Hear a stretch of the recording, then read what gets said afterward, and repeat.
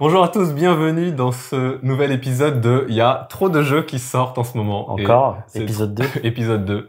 Et on essaye de garder la tête hors de l'eau malgré ces vagues de sorties. Waouh. Chaque semaine. Et oui, c'est poétique. C'est devenu une chaîne de poésie. Waouh.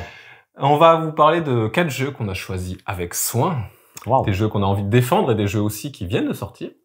On va vous parler de... Est-ce que c'est les mêmes du coup? Et non. Pas forcément.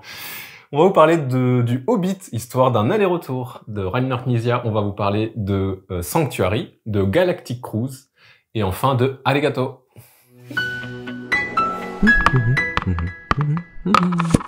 On commence avec le Hobbit, histoire d'un aller et retour. Un jeu de Rainer Knizia. C'est dans le titre du coup. Rainer Knizia est dans le titre. Oui. Et la suite du titre, c'est le jeu de dés qui retrace en 8 aventures le voyage de Bilbo jusqu'au Mont Solitaire. Vous êtes prévenus. Il y a effectivement 8 scénarios dans ce jeu qu'on pourrait apparenter à un roll and write. Ouais. Bien que, c'est plutôt un draft de dés, puisque dans chaque scénario, en fait, on va lancer des dés et on va les choisir à tour de rôle. Et quand je choisis un dé, je dessine tout de suite sur ma petite feuille. Que dis-je? Mon livre d'aventure. Mais oui. Dans le Hobbit, histoire d'un aller et retour, on a chacun un livre d'aventure. Ils ont compilé les 8 scénarios dans un livre. Donc il y a 4 livres, parce que ça se joue maximum jusqu'à 4. C'est peut-être un défaut. Ouais. En tout cas, voilà, il y a 8 scénarios à découvrir, et puis le but c'est de faire des petits traits. Là. Parmi les 5 dés qu'on va lancer, il y en a 3 qui permettent de faire des petits traits pour tracer des trajectoires. Alors dans le scénario 1, ça retrace l'histoire du Hobbit. Hein. Donc les nains arrivent chez Bilbo, ils arrivent de tous les côtés, et bien on fait des petits traits pour rejoindre les nains jusqu'à la maison de Bilbo. Puis dans le scénario 2, ils partent à l'aventure. Alors on fait des petits traits cette fois-ci pour aller d'un point A à un point B, et puis sur le chemin, on va essayer de battre des gobelins, on va essayer de faire des trucs, de récolter des trucs. Mais parmi ces 5 dés, il y a aussi 2 dés ressources. Et en fait, ça dépend des scénarios. Alors quand il faut ramener les nains dans la maison de Bilbo, il faut aussi prendre du pain pour nourrir les nains. Ouais. Si t'as réussi à nourrir les nains, t'as plus de points. Mais peut-être que t'as plus envie de ramener les nains qu'autre chose. À chaque fois, il va y avoir une interaction, la partie va être déclenchée dès que quelqu'un a fait quelque chose. C'est-à-dire... Par exemple, dès que quelqu'un a ramené les 12 nains dans la maison de Bilbo, c'est bon, c'est fini. On a résolu l'histoire, on a fait le chapitre 1. Donc, on compte les points et on voit qui a le mieux optimisé. Et puis voilà, c'est un peu ça le Hobbit, quoi. C'est 8 scénarios. Et puis tout à coup, le twist, épisode 4, on lance plus 5 dés blancs. Non, cette fois-ci, on lance un dé noir. Et là, ça devient un roll and write. Ouais, ça redevient un roll and write au sens traditionnel du terme, c'est-à-dire qu'on lance le dé noir et puis tout le monde doit faire quelque chose avec ce dé noir, en l'occurrence, dessiner des formes. Voilà, l'épisode 4 d'ailleurs, qui est l'épisode de Gollum. Oui. Meilleure scène du film et du livre. Donc c'est un jeu qui retrace, c'est un jeu estampillé Middle Earth Enterprises. C'est un jeu qui est un peu hybride entre un jeu de draft de dés et un roll and write. Dans tous les cas, on va dessiner avec notre feutre. Voilà, c'est un jeu... C'est une aventure ludique. Moi, je vois, c'est ça qu'ils auraient dû créer. Non, de Rainer Knizia. De Rainer Knizia. Moi, c'est vrai que, alors, moi, j'adore dans ce qu'il avait fait en style campagne, par exemple dans My City, justement, il y a eu My City Roll and Write. J'ai eu un peu des sensations de My City Roll and Write là-dessus, mais sauf que là, c'est un peu plus intéressant parce que je trouve que thématiquement, ça fait sens. Je trouve que les scénarios, vraiment, c'est même cool de vivre une histoire. J'ai l'impression de vivre vraiment l'histoire qu'on a pu lire ou des trucs comme ça dans le Hobbit. Et je trouve, par exemple, le premier, ramener les nains, effectivement, pour après les servir un grand banquet. On mange que du pain, mais bon. Voilà. Mais ça, j'ai bien aimé. Et puis, c'est très satisfaisant. Ça marche bien. Mais il y a du draft. Et du coup, tu disais tout à l'heure que c'est peut-être la moins bonne chose. En tout cas, c'est différent d'un roll and write dans des sensations. Alors, ce qui est pour moi, un des points les plus remarquables, c'est que chaque scénario a vraiment des sensations différentes, plus ou moins. Donc, il y a vraiment, on se souvient de chaque scénario. Ça a dû être hyper stimulant à créer. Et c'est un peu stimulant aussi de lire les nouvelles règles, et de jouer à chaque scénario et de voir se dérouler l'histoire qu'on connaît ou pas du Hobbit. Mais et de se dire tiens, comment ils ont fait pour matérialiser la rencontre avec Gollum par exemple. Ils ont fait comme ça. Les énigmes, bah, c'est une mécanique qu'ils ont créée, autour des énigmes, bon, qui est sympa, quoi. C'est sympa. Non, j'ai pas trop de problème avec le draft, même si moi je préfère les roll and write, donc on va beaucoup préférer le scénario 4 et le scénario 6, qui sont purement du jeu simultané. Ouais. Sinon, effectivement, il y a ce draft, et donc c'est plus du simultané, c'est plus de jauger qui a besoin de quoi, et des fois je pense que je saute sur le dé que je veux parce que je sais qu'il va pas rester très longtemps, parce que quand on lance 5 dés, si on joue à 2, bah en fait on draft les 5 dés, donc quand on joue à 2, on a plus de visibilité et on peut jouer jusqu'à 4. Dans ce cas-là, le premier joueur à chaque fois il prend 2 dés puisqu'on refait un tour de table. Mais ouais, voilà. Non, moi ce que j'aime bien aussi, c'est que il y a en fait, je l'ai déjà dit, c'est que les scénarios, en fait, ils sont marqués, ils sont marquants. Ouais. Et ça, moi, j'aime bien le côté vraiment, on a envie de tout faire, de tout essayer, même si on a nos préférés. Je pense que c'est dans chaque campagne. Je te dis Welcome to the Moon, t'aurais un préféré dans Welcome to the Moon. Ouais. Là, j'aime beaucoup après, c'est pas non plus un jeu renversant, ça change pas non plus le roll and write, ou il fait bien ce qu'on connaît, quoi. Mais c'est intéressant par rapport à la licence, c'est pas juste plaqué. Ce qu'on aurait pu dire, c'est une licence plaquée. Là, non, et ça se voit qu'il y a eu un travail quand même autour de l'univers du Hobbit. Voilà, donc c'est plutôt plaisant. Moi, je pense que ils auraient pu faire un effort pour créer une sorte de campagne. Ça mangeait pas de pain, justement, de créer un tableau de score, de médailles, où qui te motive à faire les 8 scénarios, de faire une sorte de campagne. Ouais. À la place, ils proposent un solo qui est vraiment, pour l'avoir essayé, pas du tout excitant, et en plus, je retrouve pas du tout les sensations que j'ai quand je joue avec d'autres gens. Qui vraiment, ce qui m'intéresse aussi dans le roll and write, de sentir le rush que font les gens, ou se dire moi j'ai fini ça, moi j'ai fini ça. Enfin, c'est ça que j'aime bien. Donc le solo est pas très intéressant. J'aurais préféré qu'il fasse une campagne. Comme tu dis, du coup, il y a un côté aussi pas renversant dans ce qu'on fait, parce que ça reste, c'est un peu toujours la même chose, même si à chaque fois c'est un peu renouvelé. Et ce que je voulais dire, c'est que j'ai encore oublié ce que je voulais dire, mais t'as quelque chose à dire? Non, mais alors, non, en fait, j'ai pas trop moi, j'aime pas trop le draft, en vrai, mais parce que je trouve pas ça hyper intéressant, et mes scénarios préférés sont sans draft, voilà. Mais sinon, je le conseille un peu à tout le monde, quoi. Oui, ce que je voulais dire, c'est que justement, c'est très accessible. Voilà. Ça, c'est un peu plus accessible qu'un Welcome to the Moon. Oui. C'est assez accessible, quoi. Voilà, on peut faire découvrir le jeu avec n'importe quel scénario. Il y a une légère montée en puissance. C'est assez bien pensé, parce qu'il y a vraiment une montée en puissance dans la mécanique et dans la complexité, qui est assez intéressant. Là où certains Welcome to the Moon, par exemple, je trouve que le scénario 2, il te casse tout de suite les pattes à qui veut découvrir le jeu. Là, je trouve que ça va, on découvre tranquillement. Après, le risque dans ce genre de jeu, c'est effectivement, est-ce qu'il y en a un que je vais plus jamais jouer? Je pense que, par exemple, oui. Je pense qu'il y en a un, j'en ai fait 2, et ça va me gonfler de rejouer. Après, la question, c'est est-ce qu'il y a plus de scénarios qui valent le coup? La réponse est oui aussi, pour le coup. Je trouve qu'il y a vraiment des scénarios que j'ai envie de retourner. Donc, voilà. Moi, je vais rester sur un 4. J'aurais pu mettre 5 si vraiment il y avait eu cette campagne, s'il y avait vraiment eu des mécaniques qui renversent le truc et qui soit vraiment un renouvellement de cette sensation-là. Là, c'est juste il fait tout très très très bien. Voilà. Donc, mais il manque du peps, quoi. Il manque un petit truc en plus. Moi, ça sera 4 aussi pour le coup, parce que effectivement, il manque un petit truc en plus. Je suis d'accord avec ça. Et puis le draft, je suis pas tout le temps, je trouve pas ça ultra passionnant. Donc voilà, 4. Et on passe à Sanctuary de Matthias Wigge, dans un jeu Ark Nova. Alors, faut pas dire que c'est la suite, faut pas dire que c'est un Ark Nova Light. Ça a rien à voir. C'est un jeu de tuiles version Ark Nova. Et donc on oublie cette fois les cartes que l'on pose pour pouvoir construire notre zoo. Cette fois, on va construire notre zoo directement en posant des tuiles.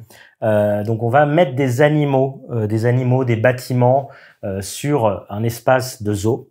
Le jeu va se passer un peu avec la même mécanique que Ark Nova pour les cartes actions. Donc on va avoir 4 cartes actions que l'on va pouvoir utiliser globalement pour poser des tuiles dans notre espace, dans nos enclos, des tuiles que l'on voit un peu ici, hein, avec le petit ourson tout mignon.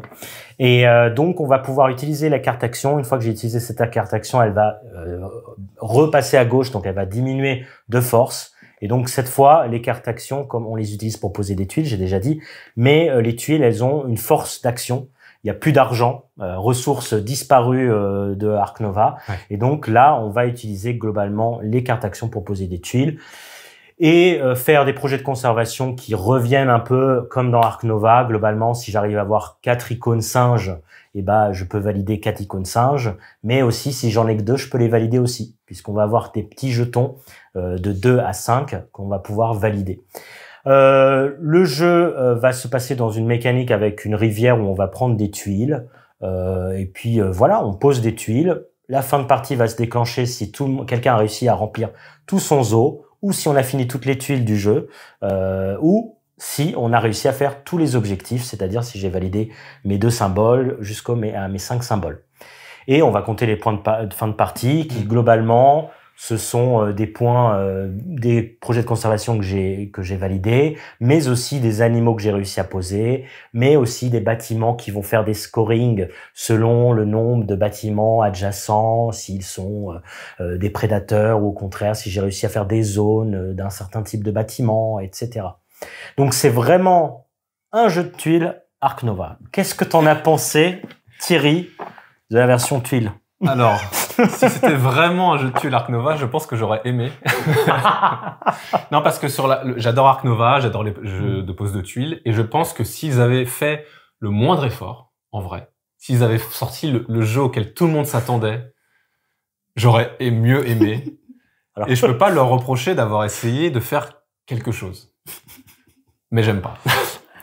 Je vais avoir 2 questions. C'est très difficile de pointer ce que j'aime pas. Si on revient à la base de la pose de tuiles, elle est pas déconnante. Il faut poser les tuiles à l'endroit, ce qui va impliquer des contraintes de les gros animaux. Il faut que là où pointent les flèches, il faut que je mette des espaces plus ou moins vides. À moitié vide, quoi, qui vont remplir mon zoo, qui vont me faire des contraintes de pause. Comme t'as dit, le scoring, donc du coup, je dois scorer sur ma zone de tel badge, donc il faut que je les mette en zone. Bon, voilà. Parfois des contraintes aussi de pose des bâtiments. Ouais. Il y a des bâtiments, faut que je les pose à certains endroits et pas d'autres. Bon, bah au moins il y a de la pose de tuiles. J'ai envie de dire, c'est pas déconnant, mais je trouve que c'est un peu dans une seule dimension, quoi. Il y a je pense à d'autres jeux de pose de tuiles, il y a plusieurs dimensions, quoi. Des fois, je dois prendre un habitat et un animal en même temps, et je dois allier les deux, dans Cascadia, par exemple. Donc, je trouve que c'est plus intéressant comme décision. Là, je trouve que, quand tu as commencé à avoir une stratégie, et que tu me montres des tuiles, bon, bah, globalement, il y en a une qui rentre, quoi, et pas les autres. Hein, je trouve que les décisions sont assez simples. Et comme me l'a dit, ma copine qui n'a pas encore joué à Sanctuary, elle m'a dit, mais Ark Nova, c'était déjà un peu un pose de tuiles. J'étais là. Mais c'est vrai, ça. Avec beaucoup plus de cases. Est-ce que la pose de tuiles d'Ark Nova était déjà pas beaucoup plus intéressante? Bon, voilà, je sais pas, je suis très très mitigé sur ce jeu, mais en fait, c'est pas ça le problème. Tant que ça, c'est que qu'est-ce qu'ils ont voulu créer dans ce que je veux dire de plus de dimensions à la pose de tuiles? Qu'est-ce qu'ils ont voulu créer? Bah, ils ont voulu reprendre cette mécanique d'action que je trouve très lourde, en fait. Donc, en disclaimer, je vais dire, j'ai joué que 2 parties, mais je pense que j'ai vraiment compris, moi, ce que j'aime pas, c'est que, je trouve que ces actions, je trouve ça quelque part entre le superflu et justement le trop lourd, quoi. Le trop restrictif. Est-ce que j'avais envie de ça pour un jeu de pose de tuiles? C'est ce qui va déterminer les avis de tout le monde sur Sanctuary, c'est de quoi t'avais envie, hein, quelque part. Hein. C'est pas de ce que le jeu est, quoi. Après, tu pointes quelque chose sur ce truc de tuiles, le jeu de cartes, justement. Parce qu'en fait, ce qui est un peu, et tu l'as dit plusieurs fois dans les parties, t'as dit, elles sont où les croix?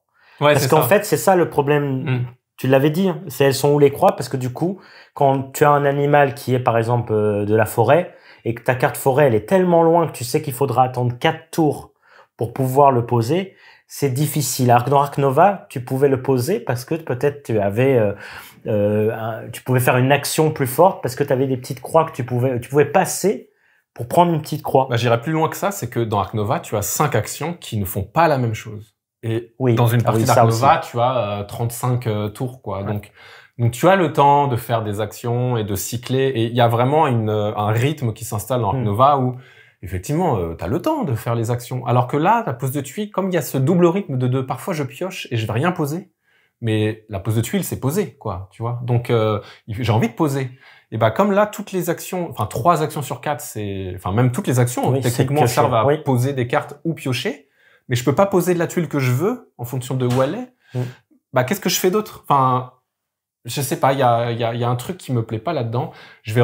Après je vais te laisser parce que je vais juste revenir sur un point majeur aussi pour moi, c'est que il y a pas de contre-draft intéressant. C'est-à-dire qu'il y a une rivière de tuiles, comme dans plein de poses de tuiles pour le coup, mais on peut piocher à l'aveugle. Ouais. Du coup, j'ai l'impression de jouer tout seul, mais à 100%. J'ai l'impression que personne va me prendre mes tuiles, ou alors par hasard, que moi j'ai pas le temps de prendre les tuiles des autres, et que des fois, et que en fait, tu peux piocher au hasard. Et puis la conservation, par exemple, les projets de conservation où il y avait une grosse tension dans Ark Nova, parce que si je prenais la projet de conservation par exemple à 2 avec 2 animaux, bah toi il te fallait par exemple 5 symboles ou 4 symboles par exemple. Et bah là il y a pas ça parce qu'on peut tous valider comme on veut les différents projets de conservation et donc moi ça enlève aussi beaucoup cette interaction et donc ça diminue vachement. Il y a très peu d'interaction dans Sanctuary. On est vraiment presque au niveau 0 à part dans cette rivière. Ouais. Et moi, problème que j'ai, c'est la première action que tu fais en général. Alors toujours, il y a une action obligatoire qui est de prendre une tuile. Et au début, bah, si t'es premier joueur, la première action que tu dois faire, c'est prendre la première tuile. Ouais. Et en fait, c'est assez terrible, je trouve, d'être obligé de prendre la première tuile. C'est un peu difficile, je trouve, psychologiquement. Et du coup, c'est jamais très intéressant. Presque, la rivière, elle est difficilement intéressante. Et ça, c'est un gros problème. Après, moi, j'adore. Parce qu'on dirait que là, je critique, mais parce que je vois ce qui va pas. Je suis assez d'accord sur ce qui va pas. Mais après, moi, désolé, mais je prends un plaisir de pose de tuiles. C'est-à-dire, je prends un plaisir à poser mon lion ici, parce qu'après, je me pose un autre prédateur ici. Et là, il y aura toute une zone prédateur. Et là, je vais construire un peu une petite zone oiseau, parce qu'il y a aussi l'objectif oiseau. Et en fait, au niveau programmation de ce que l'on veut faire, eh ben, c'est plutôt sympa et c'est assez clair. Moi, je trouve que c'est assez clair. C'est un cauchemar à compter à la fin de la partie, les points, ça, j'avoue, c'est un cauchemar. Mais qu'est-ce que c'est plaisant au fil de la partie de savoir qu'on peut faire ça comme ça. Et moi, en fait, je prends vraiment du plaisir de pose de tuiles classique en prévoyant vraiment mes tours de manière à oui, je pose cet animal-là et tout. Donc, moi, je prends du plaisir. Je peux pas renier ça. Et je vois tous les défauts. Je suis d'accord. Mais en fait, bah, j'ai envie d'y rejouer. J'ai envie d'y rejouer parce que, désolé, mais poser les animaux de cette manière-là, savoir quelle strat je vais faire. Ah oui, il y a les bâtiments aussi. Ah, peut-être je vais relâcher cet animal. Il y a tous les trucs d'Ark Nova, mais c'est totalement différent. Est-ce que c'est totalement bon? Je pense que c'est un peu différent quand même, beaucoup même. Et ben, je prends du plaisir. Et est-ce que c'est pas ça le plus important? Bah, je peux pas nier que j'ai déjà eu du plaisir à un moment donné, à un mid-party où tu sais à peu près ce que tu vas jouer de manière séquentielle et c'est bon quoi. T'as plus besoin de piocher ou alors pas autant et t'as une sorte de séquence de ce que tu vas jouer et ça reste intéressant. Enfin, non, c'est pas très intéressant parce que tu sais déjà ce que tu vas jouer, mais en tout cas, ça reste plaisant. Mais voilà, j'ai du mal à trouver l'intérêt dans ce que je vais piocher. J'ai l'impression que les parties au début, ça va souvent être ça, quoi. Soit je pioche, soit j'ai eu ce que je voulais au début, ça me donne une petite direction. Soit je mets un peu de temps à trouver ce que j'ai envie de faire. Et puis, quoi qu'il arrive, une fois que t'as posé tes 2 premières tuiles, t'es censé suivre la direction de ta tuile. Je trouve pas que tu cherches une tuile en particulier. Je trouve pas que un gros animal, c'est plus sympa qu'un petit animal. Non. À chaque fois, je me dis, mais quel est l'intérêt de poser ce gros truc qui prend plus de la place, mais, enfin, en fait, un gros animal un lion qui fait 8 et qui prend 2 places, bon, bah, du coup, il fait 4,5, quoi, puisqu'il prend 2 places, enfin, c'est divisé par 2. Donc, en fait, j'ai du mal à voir ok, il aura un petit pouvoir, comme Dark Nova, mais j'ai du mal à à avoir l'excitation de poser tel ou tel animal, alors que dans Ark Nova, quand tu poses ton tigre de Sibérie, bah t'es content, quoi. Ouais, alors que là, quand j'ai posé, d'ailleurs, ma première partie, le premier animal que j'ai posé, c'était un tigre, bah j'étais pas spécialement content. J'étais même énervé parce que j'avais mal lu un truc, mais... Non, mais voilà, voilà, il y a plein de petites choses, mais quand tu le décris, moi, je vois bien ce qui aurait pu être cool dans le jeu. Mais en fait, c'est que j'ai l'impression qu'ils ont fait un jeu de tuiles expert, du coup, en fait, toute une mécanique qui enlève le plaisir pur. Oui. Tout le plaisir pur est alourdi par un truc qui me rend la partie pénible. Et je crois que trop pénible pour ce que le jeu aurait dû être. Wow. Moi, ça sera un 4 quand même. Ça y est, il passe à la note, il en a marre. Non, mais en vrai, il y avait plein d'autres choses. En fait, le pire, c'est que j'avais encore des défauts à dire. Moi, par exemple, non, mais j'avais un défaut. Donc, on peut retourner, on peut améliorer les cartes actions. On peut les améliorer et en fait, on a, contrairement à Ark Nova, pour les améliorer, là, il faut suivre des petits objectifs qui sont, si j'ai posé 2 tuiles projet, c'est des tuiles violettes, si j'ai réussi à en poser 2, je peux retourner une carte.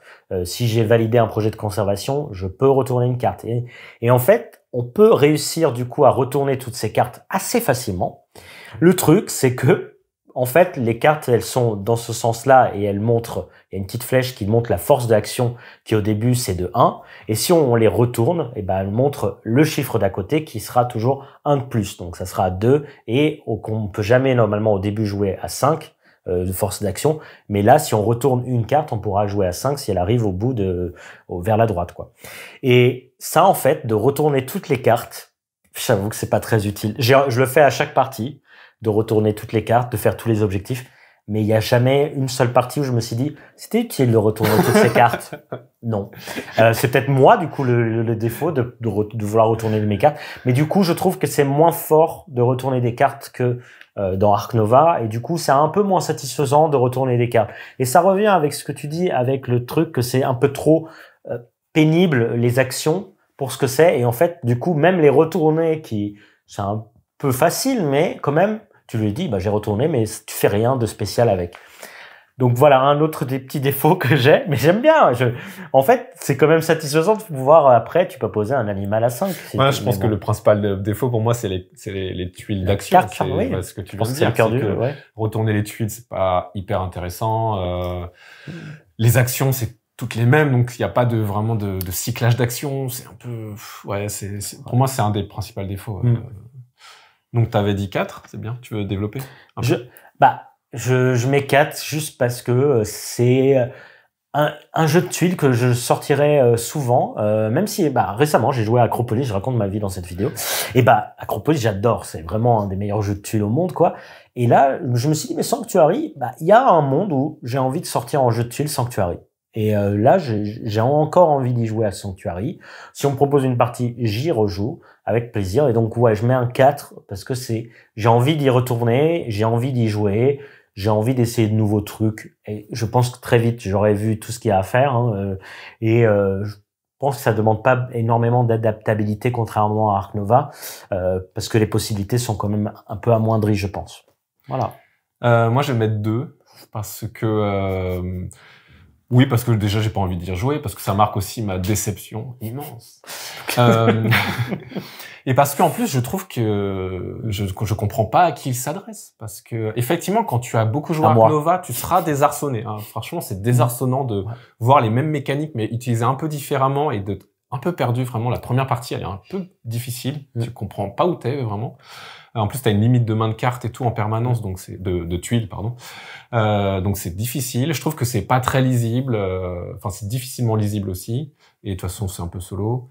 Et non, et du coup, je me vois pas le montrer à quelqu'un, quoi. Je trouve que c'est difficile de montrer à un nouveau joueur. C'est-à-dire que c'est ni quelqu'un qui connaît Ark Nova, ni quelqu'un qui connaît trop Ark Nova. Donc, à qui ça s'adresse? À moi.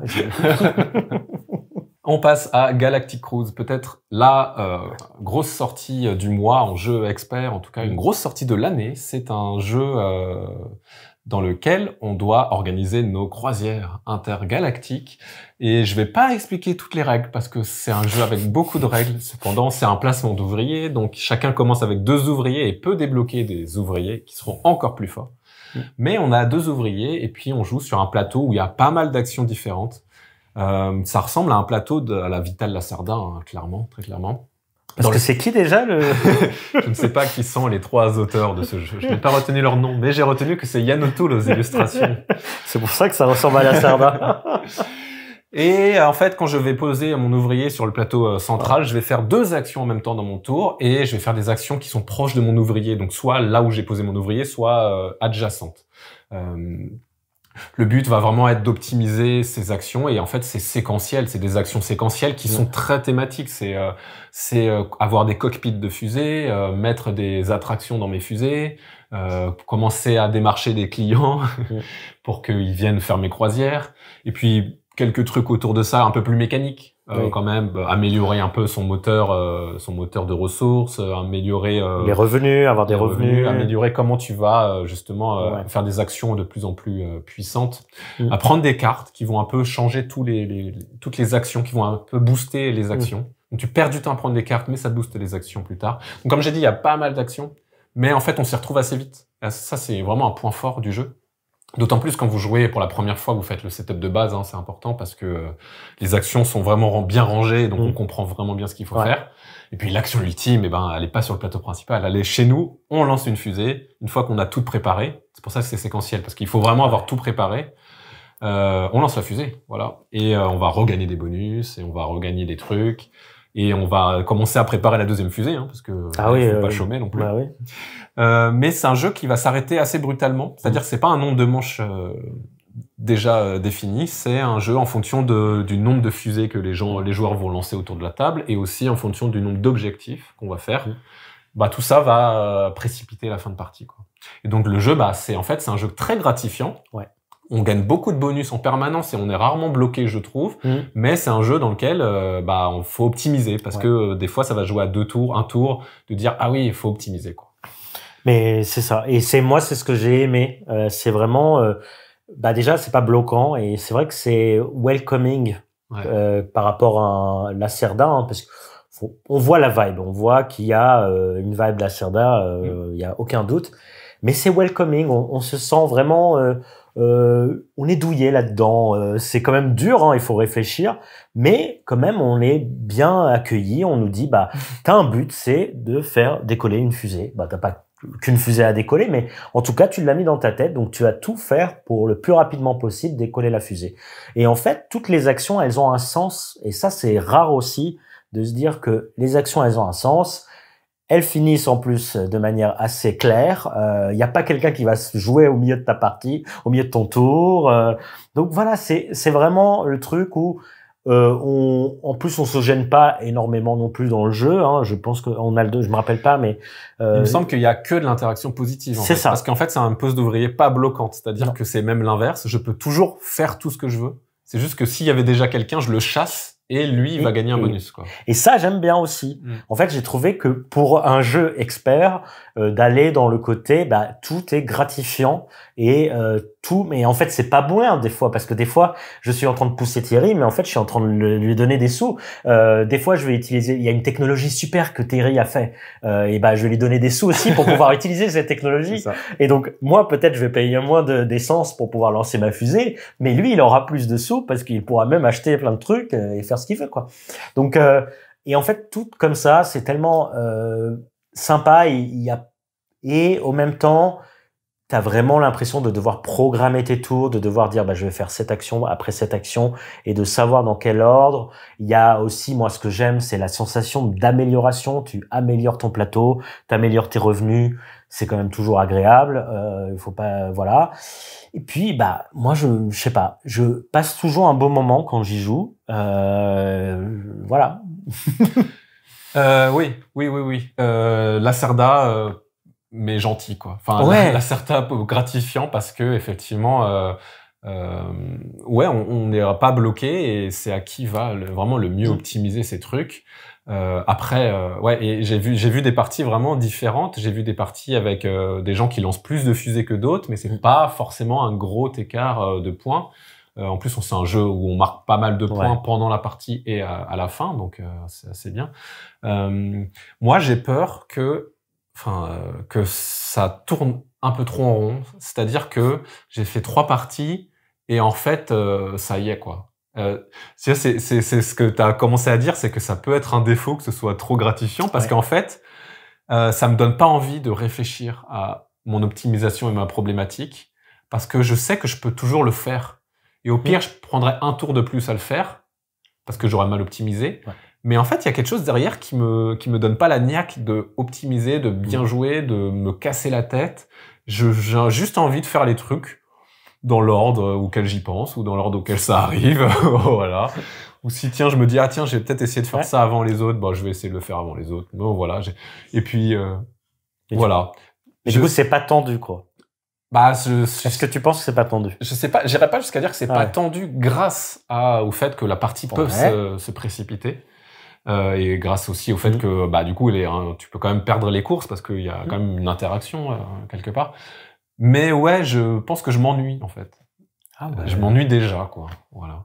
Mais tu as déjà résolu le jeu et même en changeant la disposition, tu penses que ça... Alors, justement, je dis pas que j'ai résolu le jeu. C'est juste que vraiment, j'ai pas envie de me casser la tête plus que ça à optimiser mes trucs. Effectivement, je trouve qu'à partir de la deuxième, il faut très vite mixer les actions. Ça devient le bazar et ça devient beaucoup plus stimulant de séquencer ces actions comme tu fais 2 actions à chaque tour.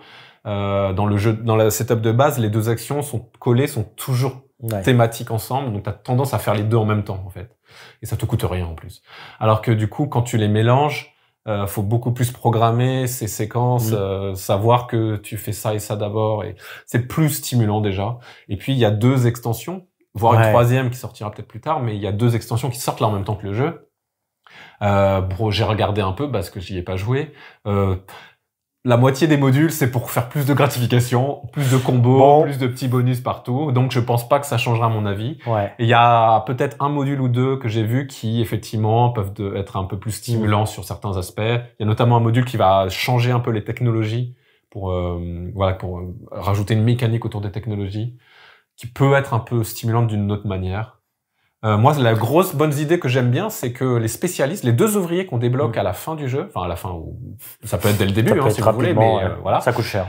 Ce sont des spécialistes et à chaque partie, le pouvoir des spécialistes va changer. Ça, je trouve que c'est une idée assez brillante parce que tu veux toujours débloquer tes spécialistes, mais pas pour les mêmes raisons. Pas toujours. Et chaque partie, ton spécialiste va avoir une mécanique différente. Ça, je trouve ça assez malin. Et t'en penses quoi du jeu solo? Je sais que c'est bizarre, mais parce que si ça t'ennuie. Est-ce que en solo, ça t'ennuie autant qu'avec d'autres joueurs ou au contraire? Justement, un jeu qui m'ennuie, il va encore plus m'ennuyer en solo parce que après moi j'ai fait une partie solo, mais j'ai même pas regardé ce que faisait l'automa parce que pour le coup j'ai joué en ligne sur BGA, donc je sais même pas ce que j'aurais dû faire pour contrer l'automa. Par contre, je pense que ça retranscrit assez bien un feeling pour ceux qui jouent en solo, ils auront le bon feeling du jeu à 2, je pense. Mais non, quitte à jouer, c'est quand même mieux autour d'une table parce que moi je vois ce que font les autres et je ressens la tension. Alors que voilà. Ok. À la note, c'est dur. Hein. C'est dur parce que je suis à 2 doigts de l'acheter. Non, mais j'ai encore envie de donner 4, mais c'est une catastrophe de donner que des 4 et pas de donner un 5. Parce que j'ai quand même envie d'y rejouer en vrai pour voir et avec les extensions. Parce que les extensions, elles sortent tout de suite. Donc, c'est très bizarre aussi d'avoir des extensions qui sortent tout de suite et pas de l'avoir dans le jeu de base. Mais ça, jugera qui voudra. Mais du coup, ça donne quand même envie d'essayer avec les extensions. Donc, pour l'instant, ma note, c'est 4 parce que je trouve ça satisfaisant et assez agréable et vraiment assez thématique et ça donne envie. Voilà.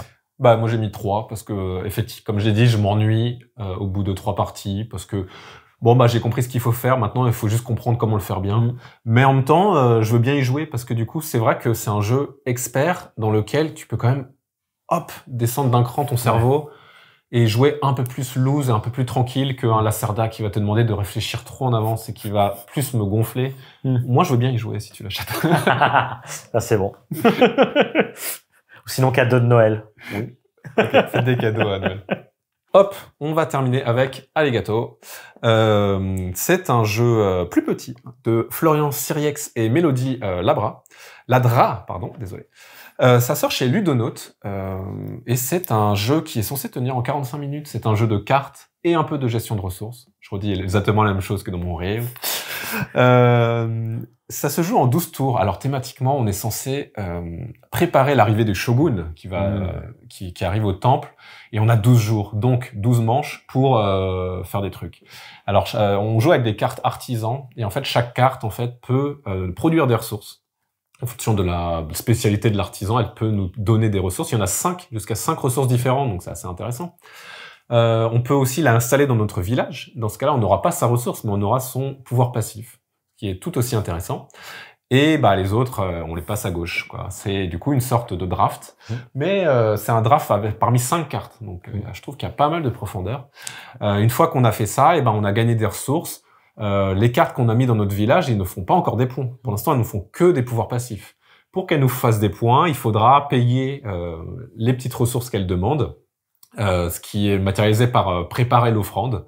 Et une fois qu'on a fini de préparer son offrande et que, pour une raison ou une autre, on n'a plus besoin de son pouvoir passif, soit parce que on n'a plus besoin de son pouvoir passif, soit parce qu'on doit faire de la place dans notre village, parce que dans notre village, il y a que 4 places, et il y a 12 tours, j'ai dit.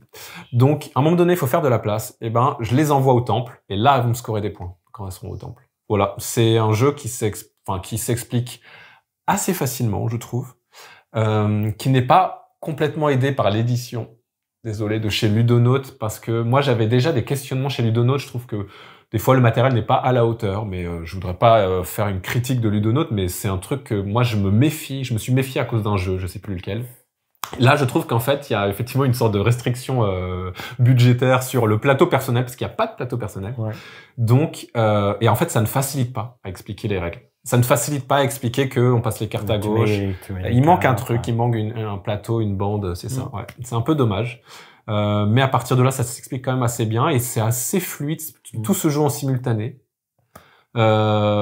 Conséquence, c'est un jeu solo. Conséquence, oui. Voilà. Ça se joue jusqu'à 5 joueurs, donc autant dire que quand tu draftes les cartes, c'est pas un jeu de draft, hein. Tu t'amuses pas à deviner quelle carte va revenir jusqu'à toi. Hein. Non, ça non. Quand tu fais attention aux joueurs de gauche, quoi. Au bout d'un moment. Au début, tu vois. Non, tu vois rien. Non, tu vois rien. Au bout d'un moment, effectivement, tu regardes un peu et pas trop lui donner les cartes qu'il veut, mais en même temps, faut aussi tu gères ce dont tu as besoin. Donc voilà. À partir à 2 joueurs ou à 3 joueurs, tu peux un peu plus imaginer ce qui peut te retomber en fonction de comment les gens se spécialisent. Mais en fait, je trouve que c'est quand même un jeu hyper enthousiasmant dans sa mécanique de garder les cartes pour une raison ou pour une autre, ou de les donner. Quand je vois qu'il y a eu Les Derniers Droïdes récemment qui reprend justement ces fameuses mécaniques de je pose ou je défausse pour ces ressources, bah là, je trouve que ça multiplie le dilemme en x5. Ouais. Je trouve ça hyper intéressant, même qu'il y ait 5 ressources. Voilà. Après, du coup, toi, tu voulais pas trop en parler parce que moi, j'ai fait qu'une seule partie. J'ai un peu vu la mécanique du jeu, que je trouve ça très intéressant, comme tu dis, hein, le fait que une carte pour une ressource, une carte pour mettre au village, et en fait, ça, j'aime bien le dilemme que tu as, mais du coup, ça crée, je pense, beaucoup de dilemmes. Je sais pas au niveau de la durée du jeu, parce que du coup, chaque tour, globalement, tu passes que 2 cartes, c'est ça? Oui. Donc c'est assez difficile quand même de faire des choix aussi difficiles. Moi, je trouve ça assez difficile. Ouais. J'ai fait 8 parties sur Board Game Arena en ligne et j'avoue que j'étais vraiment dans le truc. J'ai voulu me procurer le jeu pour défendre le jeu. Je le montre parce que je le défends quand même. Mais puis, quand j'ai joué en réel, j'étais un peu plus déçu, comme j'ai dit, par le manque un peu de matériel, par le manque de clarté de certains trucs, et puis par le rythme à table, où je me suis bien rendu compte que c'était quand même très solo, quoi. Ouais. Et ça m'a un peu déçu. Mais qu'est-ce que je voulais dire? Eh bien, je vais lui mettre la note de 3, parce que déjà, je peux pas le mettre au-dessus de Galactic Cruise quand même. Je dois bien avouer que voilà, mais c'est une bonne note, 3. C'est un jeu quand même que je voulais mettre en avant dans cette vidéo, que j'ai voulu défendre et tout ça. Maintenant, voilà, ce que je voulais dire, c'est que je trouve que on commence à avoir des stratégies un peu chouchou. Et plus que ça, on commence à avoir des stratégies qui fonctionnent. Parce qu'en fait, il y a 3 manières de gagner des points. Il y a les offrandes qu'on envoie au temple. Ça, je l'ai dit. Je l'ai pas dit, mais on a des objectifs à chaque fin de manche.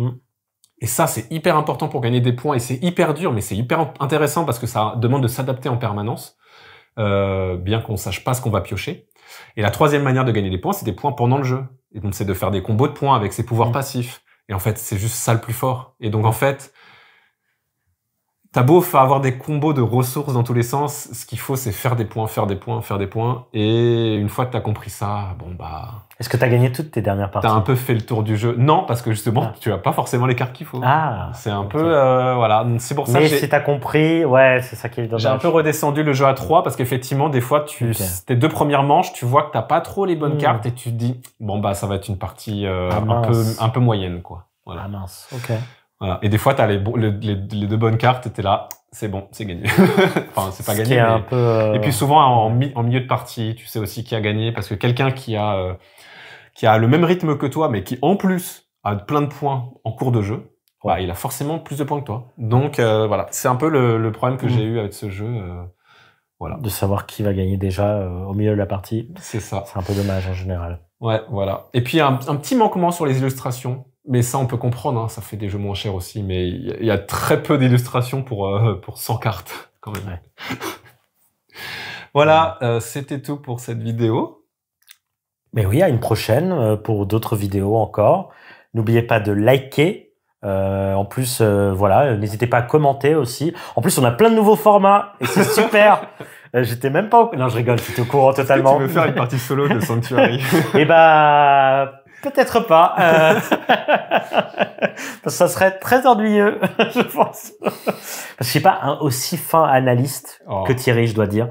Et donc, vous avez de la chance quand même d'avoir... Moi, j'ai rêvé pendant des années d'être dans la tête de Thierry pour pouvoir le battre. Mais maintenant, il met ça sur Internet pour tout le monde. Et c'est génial parce que ça me fait ma petite bibliothèque pour essayer à le battre un jour. Ouais, à bientôt pour toutes ces nouvelles vidéos. Ciao, ciao.